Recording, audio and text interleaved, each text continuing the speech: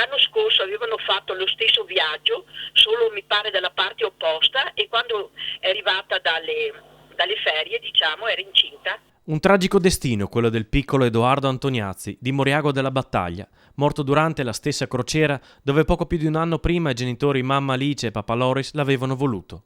Deceduto in un incidente accaduto durante un'escursione a Dominica, una delle isole toccate dalla crociera sui Caraibi, che la famiglia aveva deciso di rivivere dopo il lieto evento. A raccontarci cosa è successo la nonna del piccolo Edoardo e mamma di papà Loris, raggiunta questa mattina alle 5 da una telefonata dell'ambasciata. Loro andavano, diciamo, a fare questa escursione e sembrerebbe che i freni di questo pulmino non funzionassero bene, insomma, da quello che ho sentito, e sono andati giù in un burrone, diciamo una scarpata, adesso non lo so, hanno fatto i 50 metri di volo, e mio figlio, che era vicino alla porta, è riuscito, diciamo, aveva cercato anche di prendere la moglie e il bambino, però non è riuscito. Lui è uscito fuori dalla porta mentre loro hanno fatto tutti i vari giri, insomma il bambino è morto sul colpo.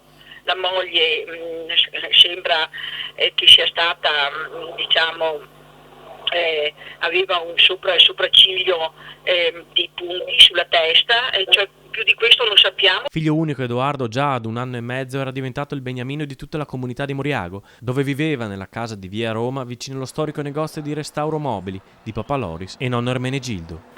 Non perché era mio nipote, era bellissimo, aveva gli occhi scuri, tutto ricciolini, era molto vispo, molto estroverso, rideva con tutti, un bambino molto, diciamo, ben voluto dal paese, ecco, era la mascotte del paese.